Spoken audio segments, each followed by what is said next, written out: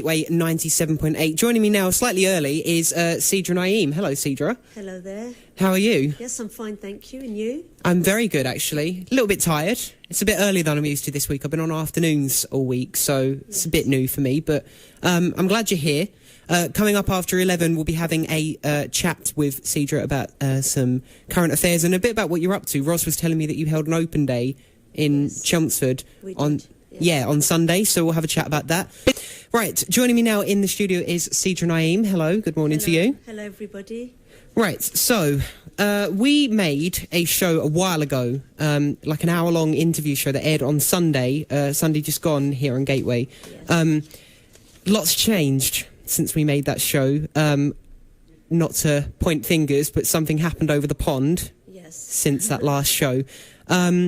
So I guess today, this is like part 2 of that show, just like an extension to that interview live on air. Yes. So first of all, we have to talk about him. Yes. Donald Trump. Yes, brilliant. That's all I get, actually. Everywhere I'm going at the moment, that's the only question I'm getting. Well, before we start that conversation on Donald Trump, do you mind reminding listeners who you are? Because I know you're a regular on Rozzie's Drive Time show on a Friday, but just sort of introduce yourself quickly. Yes, I'm Sidra Naeem. I'm the Islamic representative on a number of places. So I am the Islamic representative on the Mid-Essex Interfaith Forum based in Chelmsford, and I'm also the Islamic representative on 2 interfaith forums in Havering.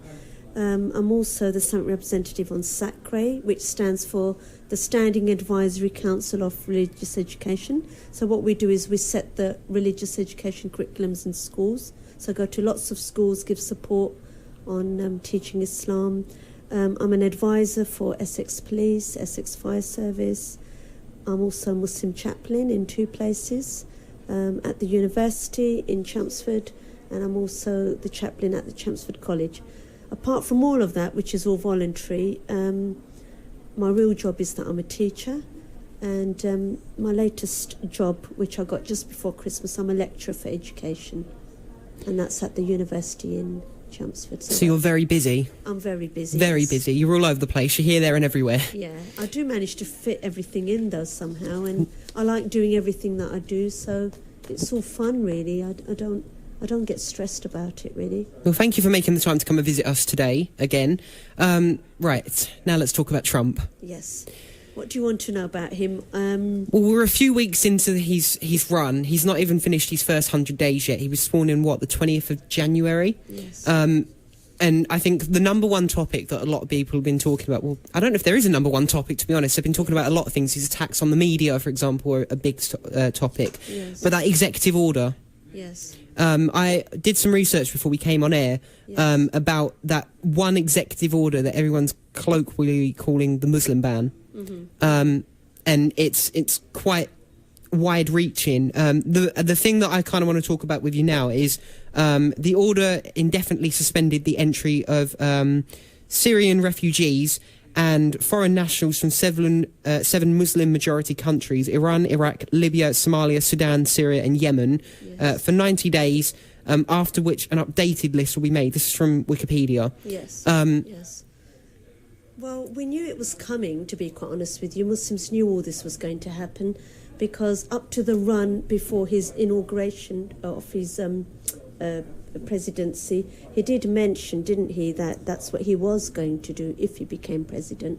So Muslims, in a way, they already knew that that was going to happen. So it was no surprise that within a week of him becoming president, that ban was there. But there was actually a little bit of a calm after the storm, wasn't there, initially? Because when he first announced the ban, there was obviously huge uproar. There were marches going on, petitions being signed by Muslims. But after that, it did get better, because after he went to court, apparently the court said... Yeah, I should point this out. On February 3rd, there was a nationwide temporary restraining order issued, which forbade the federal government from enforcing certain provisions of the order. And I believe the Ninth Circuit Court rejected their appeal. Yes. But he is in the news at the moment saying that he's not against signing a different executive order to get around this. He did. So now we are waiting for the next storm, basically. Yeah. So there's been, a little bit of a calm period now all of a sudden where, everything's all calm again because of that order.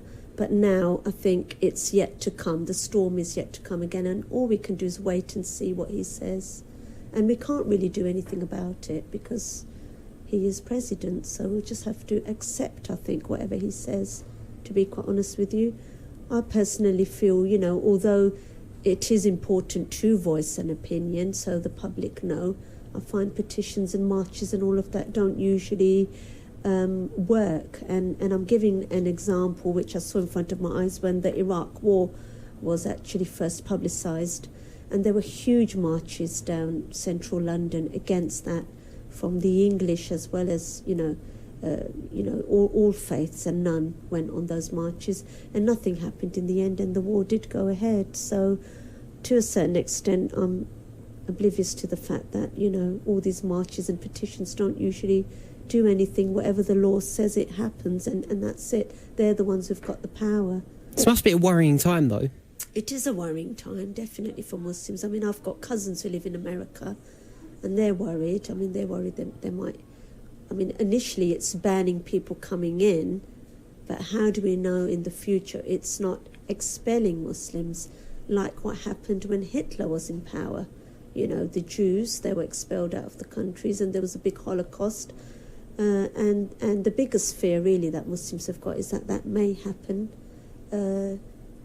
to us, just like what happened with the Jews. And I'm not the only one actually voicing that concern, because I know Prince Charles said the same at around Christmas time, and I was actually compared with Prince Charles in the BBC News, with exactly the same sentence. He said as well, there's a worry there might be a Islamic Holocaust coming along with the way it was all going, and I had actually echoed the same as him in the same week, even though I didn't know he had said it, and then we were both on BBC News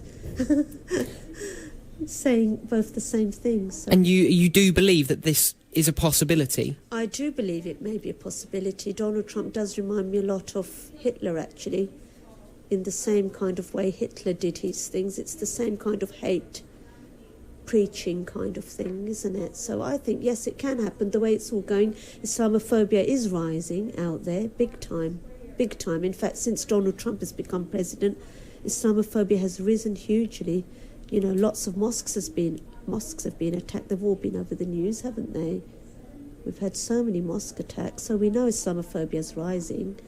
And I think it will come to a stage where there'll be so much that, government and maybe public will say, get them out of here. It might happen. We're going to continue this conversation in a bit. And if you've got questions for Sidra as well, call the studios as well and get them on air. 01268 833 978 or tweet at Gateway978 on Twitter. Call the Jam line now on 01268 833 9. And we'll be talking more with Sidra next. Stay tuned. For all your showbiz news, Gateway 97.8. Right, Sidra still joins me in the studio. Hello again, Sidra. Hello again, everyone. Right, so we briefly touched on this in the first chunk of conversation that we had. You mentioned that, hate crime and Islamophobia has risen since Donald Trump was elected. Definitely. And we've seen statistics that say that since the Brexit result, let's bring it back to the UK now. Yes. Since the Brexit result, we know that it's risen as well. It did rise. Straight after Brexit, there were so many incidents. In my own school where I worked, there was a, child who went up to another child and said, when are you going home? It's sad, isn't it? Yeah, and they don't even know where their home is. As far as they know, they're born in Britain. So, well, definitely did. I'm actually on the race hate crime panel in Essex, and... we get police officers coming to those and reporting back on statistics, and they've actually said that, yes, race hate crime, definitely, there was a huge rise after Brexit. Very sad. Yes. Well, The Independent had a story yesterday that I want to get your opinions on. I know you've looked through the story already. Yes. The relatively new UKIP leader, Paul Nuttall, I'm quoting directly here, has claimed the officially recorded spike in racist attacks following the EU referendum was, quote, fabricated. I imagine you have some opinions on this. Well, that's a load of rubbish, because does that mean the police figures which have been reported, does that mean that the police are lying then? Because police, I know, I've worked as an advisor to Essex Police as well, and they're very good. They don't lie, do they? That's something they're not allowed to do in their jobs.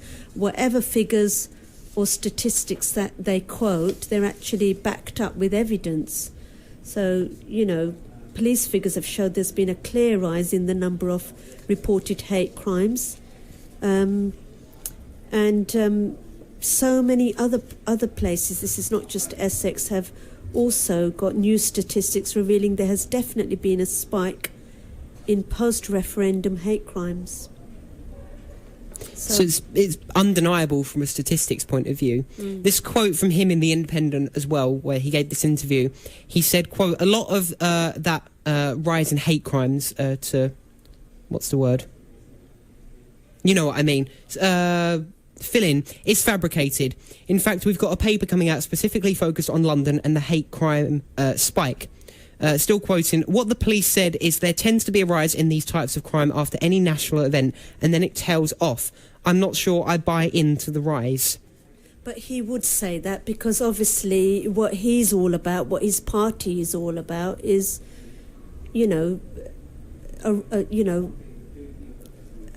accepting Brexit and getting rid of everybody else except for UK British people. That's what his party's all about. So he will say that because what he wants to try and say is that whatever he says is not having any impact on England and everybody's calm and wonderful about it, you see. So if people find out race hate crime has increased, they're not going to vote for UKIP, are they? And they're not going to vote for him.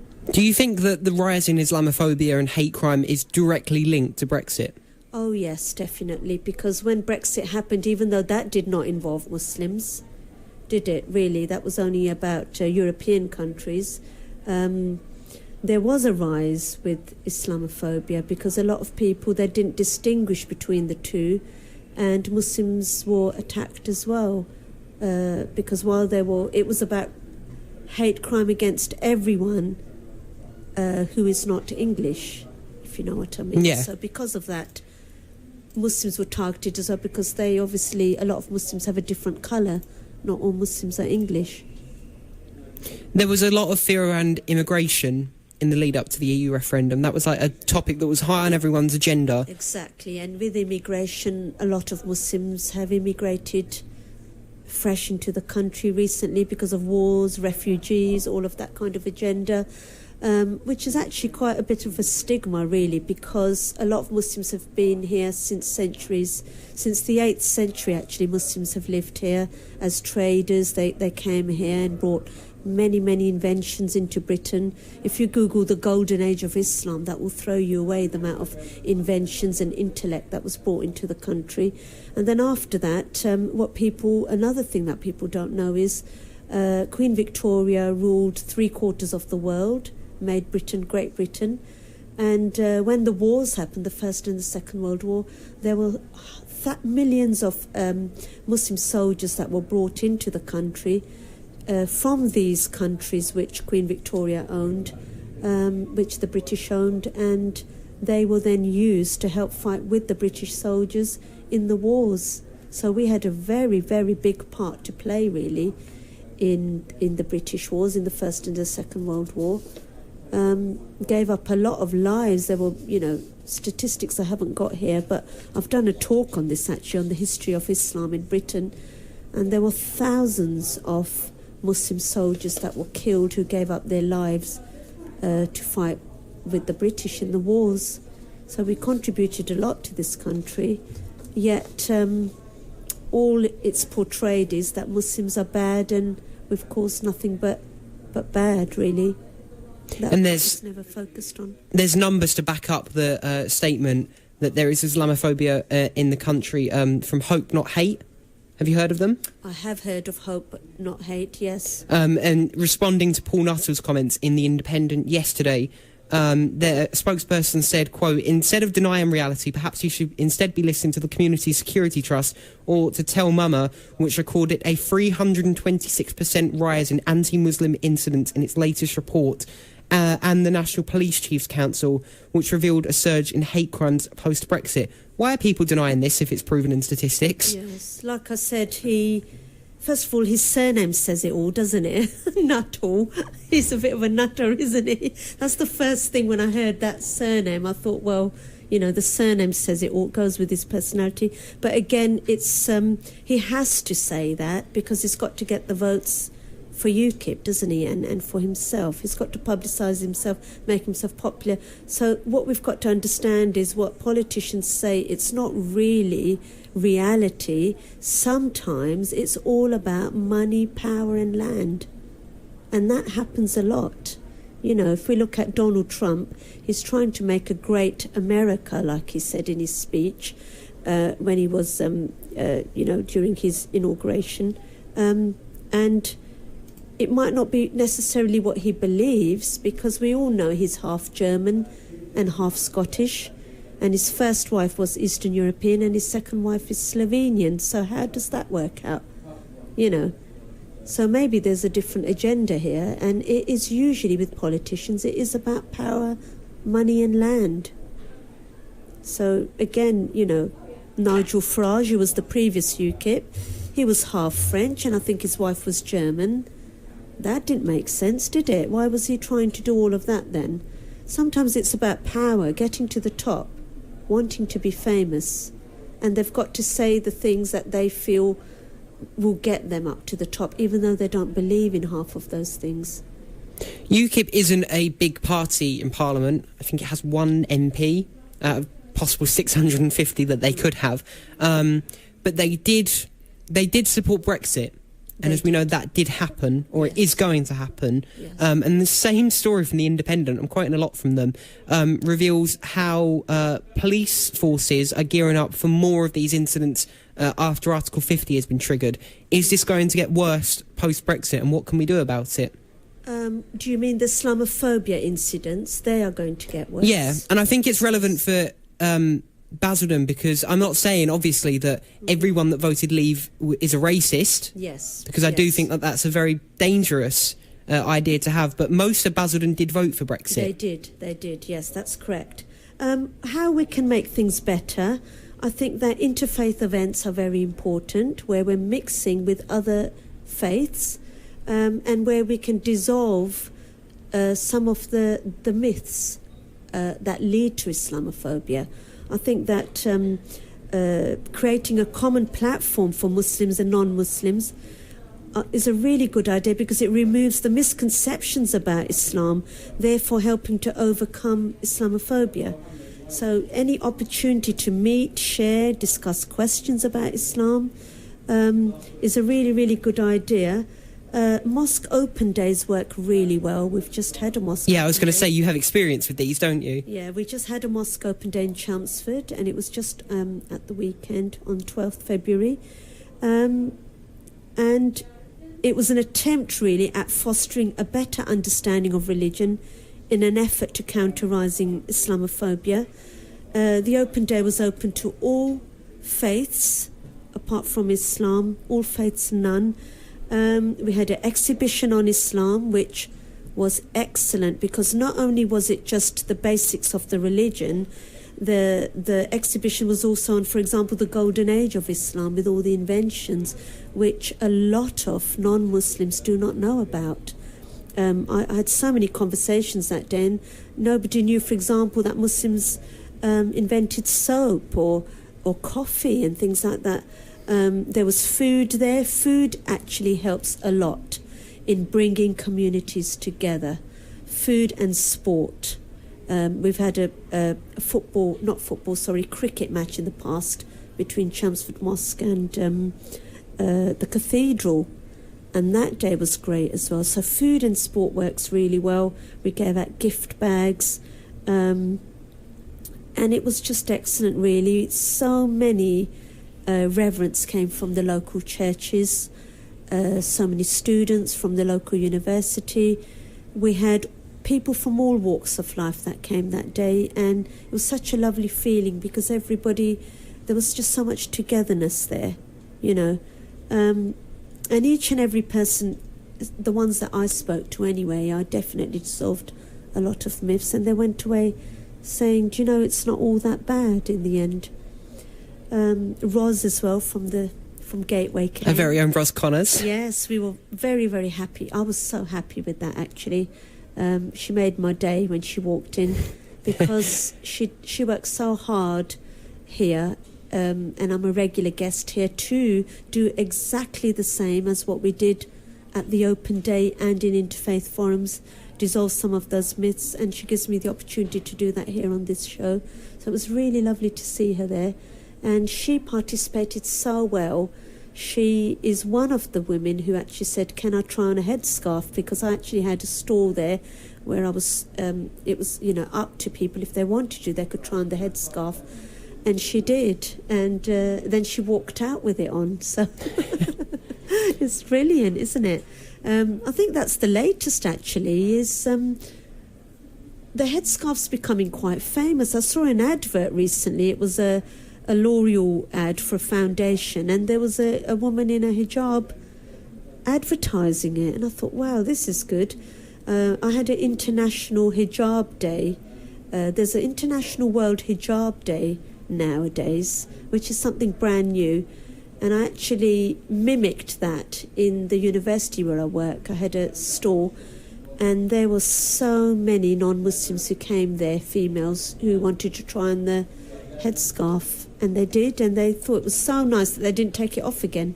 They kept it on for the whole day, which,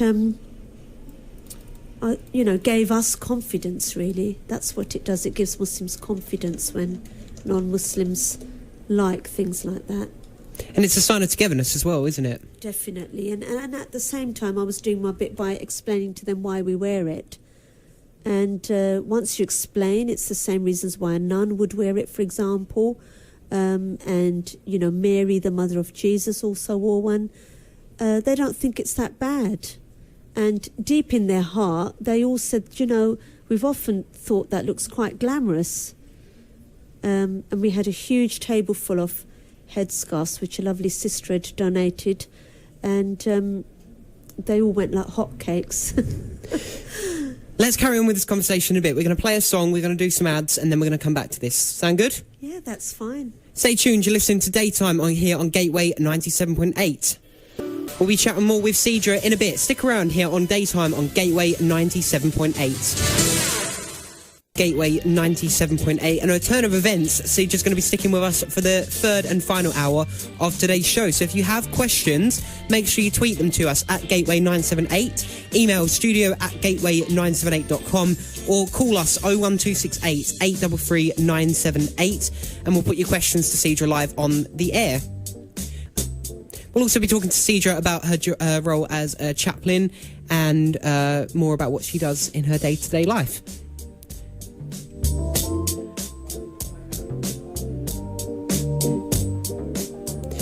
Did you hear that story about we need more vitamin D in our diets because it could help stop cold and flu?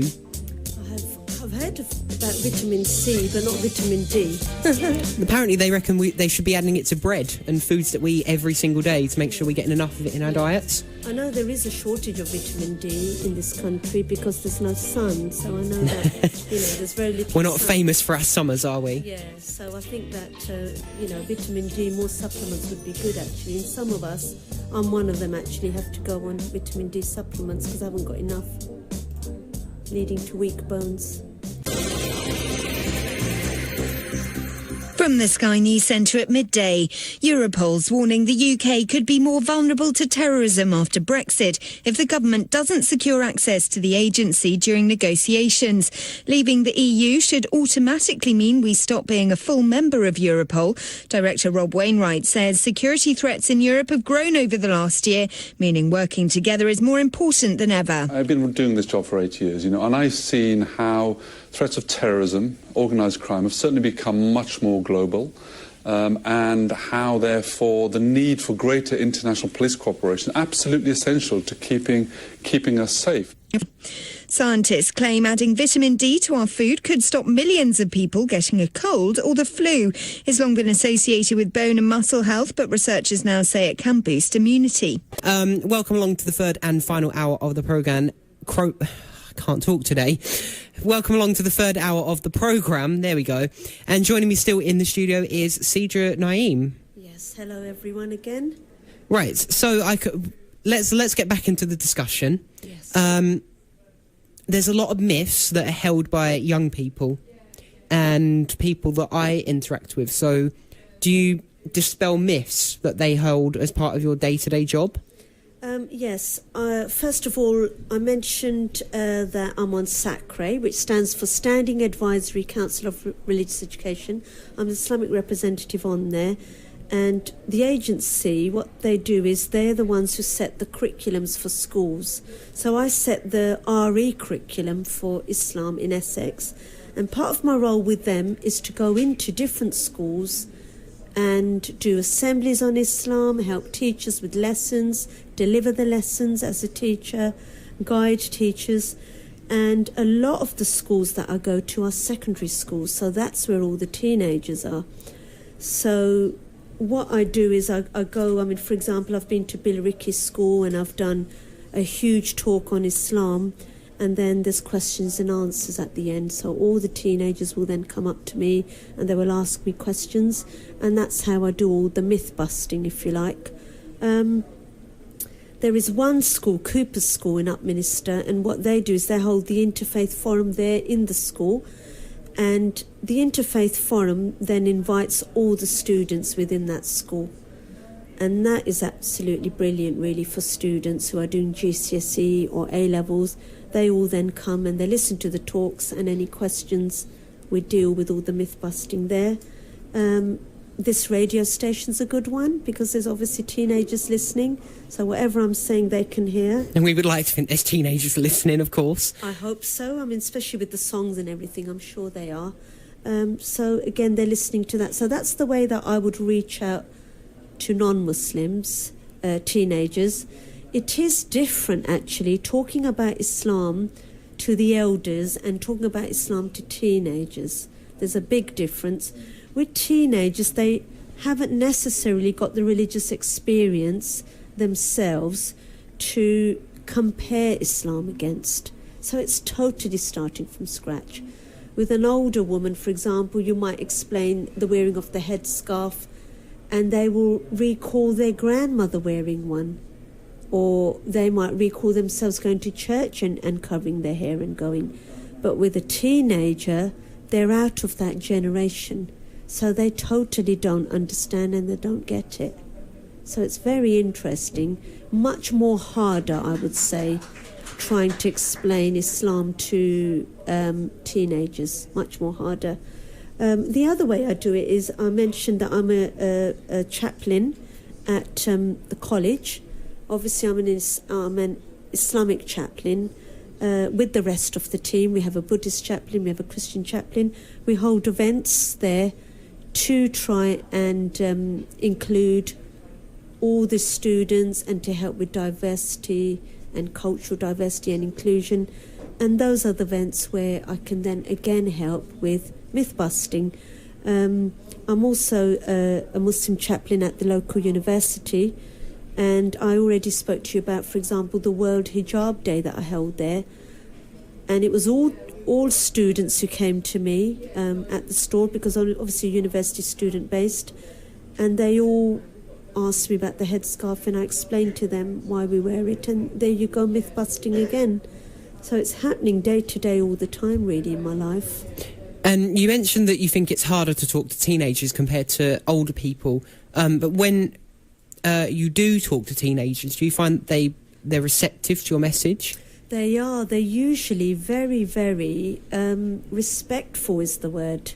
I think that the teenagers nowadays, they're growing in an environment where bullying isn't allowed for anything, and racism and all of that is all classed as wrong, and you are supposed to be in a very tolerant society, and that is definitely out there in all the schools and in all the colleges and in the universities. The students that talk to me, I have never ever actually encountered any abuse ever, which is why I'm still carrying on doing it and feel so confident. They're absolutely great. It's harder because of lack of religion. For example, nowadays there's so many Christian teenagers who are Christian by name but will not go to church, so they don't know about praying or the value of praying or, giving to charity and that kind of stuff, or they don't know about Jesus. The best way for me to reach out to teenagers is to compare Islam with Christianity. And if they're not practicing Christians, then it's more harder than to reach them, to make them understand. In fact, what I find in most schools with teenagers in the current climate is humanism or atheism is the latest trend, if you like, where pupils feel there's no boundaries there and they feel they can do what they please, and it's better because there's no boundaries there. They can drink and they can party and they can do what they like. They're in that kind of era. These teenagers that I am speaking to are in that phase where they're still finding it, if you like, their faith or non-faith. So that's why it's more harder, I would say, with teenagers. The other thing why I find it's more harder with teenagers is they haven't come across experience with Muslims. So the older generation, because they've lived long enough, they might have in the past had a Muslim next door neighbour, or they might have met someone at work or at university. The teenagers I'm dealing with, they might not have necessarily gone to university yet, and they've only in these areas come across non-Muslims. So they don't base their ideas on who they know, they base their ideas completely on the media.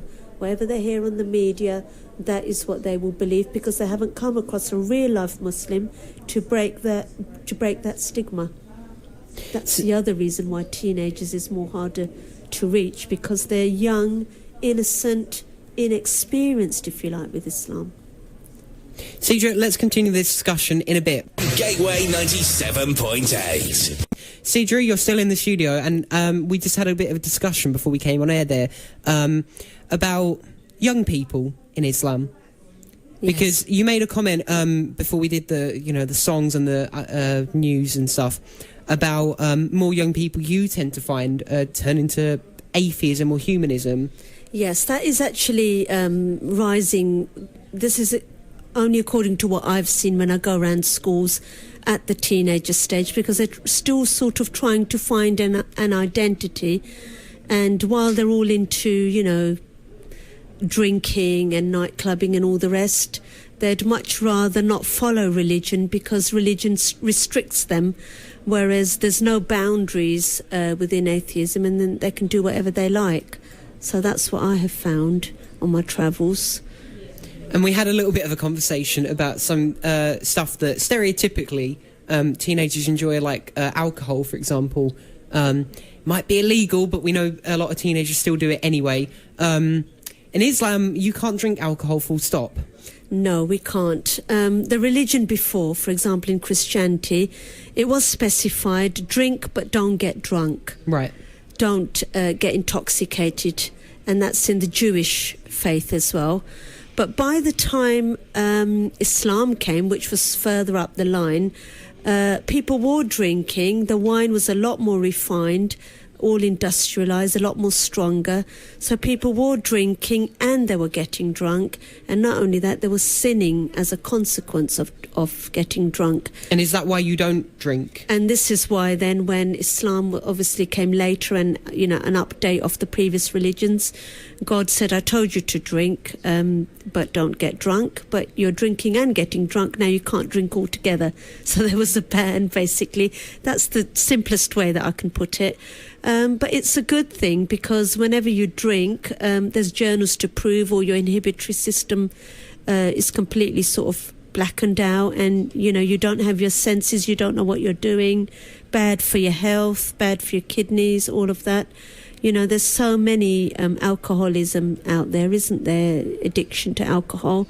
It's all a bad thing, really. It's too much of it. So I think that it's a good, clean religion. It's a religion of peace, and it stops you sinning, because when you're drunk, then you sin and you're more likely to do bad things. What do you mean by sinning? Like, do you mind giving us some examples? I can give you example, yes. For example, when you're drunk and you come out of a nightclub, you don't know what you're doing. I know this is reality, actually, and you end up sleeping with someone, and then they're pregnant, and the woman doesn't even know who the father is, because they were too drunk to to know who they were sleeping with. That's one example. That's like a it? Friday Night from Hell story. Yeah, so that's one example. Another example is there was a mosque attack actually recently, Braintree Mosque, and there were two drunk boys who did that, and they might not have meant to have attacked the mosque and set it alight, but they did because they didn't know what they were doing, because you can't remember afterwards, can you? I've had so many conversations where, for example, I've been to a Christmas party and there's been some drunk women there, and afterwards they can't even remember what they said. So how do you know what you're saying, what you're doing? So personally, I feel it's a good thing, and it is in the religion. So most Muslims are teetotal. No drink whatsoever. No drink at all, not allowed. And what are some of the other restrictions? What is it? No pork. Is that Islam? Yes, it is, yes. Again, it says in the Bible, do not eat meat of the swine, for the meat of the swine is unclean for you. That's what it says, which is why Jews don't eat pork either. It's in the Torah. So that what I just said to you was actually in the Torah, in the Old Testament. So with Islam, it's exactly the same. We're not allowed to eat pork or pig products. The reason is it just says that it's unclean for you, and we know that pigs are scavengers and, can live in dirty conditions and things. And apparently we're not allowed to eat urea or blood, which is why we have halal meat. I was going to say, without going into too much detail about methods, just in case any listeners don't particularly want to know. Yeah. So basically there's apparently a lot of urea content in a pig's meat, and we're not allowed to eat urea because it's toxic. So that's one of the reasons the scientists nowadays have come out with why it's unclean. The urea content is quite high in the flesh of a pig, and that's why we don't eat it, because obviously that's bad for your health then, isn't it? Toxic products. We're going to continue talking to Sidra in a little bit. Right now, call the Jam line now on 01268 833 978. Gateway 97.8. right, stick around. We'll be talking more with Sidra before the show is out here on Gateway 97.8. Right, joining me still in the studio is Sidra, and you've got an event coming up. I have, actually. There's a Havering Interfaith Forum this Wednesday, 22nd February. It's from 8 o'clock to 9:30. The venue is Romford Synagogue, 25 Eastern Road, RM1 3NH. And the topic is the history of our scriptures. So we've got speakers from the Muslim faith, which will be myself. We've got a Christian representative. We've got a Jewish rabbi to do the Jewish part. And we've got a Sikh person and someone from the Salvation Army as well, and a Baha'i. So it's going to be quite a good evening. So many different speakers, but all the same topic, the history of our Holy Scriptures. And I just want to point out quickly, I don't know if anyone picked up on this, it's in a synagogue, isn't it? It is in a synagogue. It's in the local synagogue in Romford. So is this like a symbol of unity between different kind of religions? It is, and every month we have this in a different venue. So in the past we've had it at the local mosque, Havering Islamic Cultural Centre, and we've also had it in the past in the Salvation Army as well. So we hold it in different venues, and in a way we're inviting everybody to one place and talking about one subject. It's a way of understanding other faiths, really. And you wanted to build on a point that you made before we had to go into the break and sport and song just then. Yes, I did, yes. When we were talking about youths, how I'm engaging with the youths and the teenagers, non-Muslim teenagers. The other way is through Sacre. Apart from going to the schools also come to the mosque. So Chelmsford Mosque and Havering Islamic Cultural Centre, we get scouts, for example, coming in who are teenagers and secondary schools. We've had grammar schools coming in, and that's my time then for me to tell them about Islam and answer any questions. So that's the other way I'm reaching out to young people. Like we said at the start of the second hour, Sidra's very, very busy in what she does. Right, so after the couple of promos for Pat Sharp's show coming up in a little bit, we've got Ed Sheeran playing, and then we'll get back to Sidra quickly before the end of today's show. Now, Sidra, would you like to end with a poem? I would like to, yes. I've done this at other radio shows, but I haven't done it on this radio show before, so that would be great. So my poem is called Our World, One World. Every morning on every news flash, I hear the sorrows of the world. Everybody's lost and scared, trying to make sense of it all. And as I travel to and fro, so many sad faces pass me by. I see lonely hearts living empty lives, just awaiting their time, as they drone their way through day and night. In the evening on the TV news, I see images of war. I see brother killing brother with no consequence at all. And while those who claim to be leaders sell us tales of deceit, but God alone knows in their hearts what they can reveal and conceal. And while we call ourselves civilized, we go on killing human lives, too caught up in our own web of lies. Such different people from different lands. We're all descendants of the first man. We can be one nation facing one God, with no hatred, no envy, no war. Created equal are you and I. So if you want a solution, my friend, seize this moment, this day before it ends. Oh, what a wonderful world this could be if we all opened our eyes to see. All that we need right now is to come together somewhere, somehow. I pray for our world and every child. I pray for our world to be filled with smiles, like the colours of a rainbow, not just black and white. I pray for our world to be filled with light. I pray for a brighter day to fight unhappiness away. I pray for all of us to choose the path that's right every day of our lives.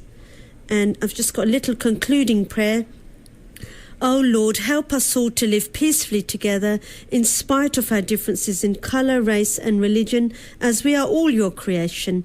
Let us unite all the people without war or injustice to create one happy world like you created in the beginning. Thank you very much for that, Sidra, and thanks to you for joining me on the show, and thanks to you for listening.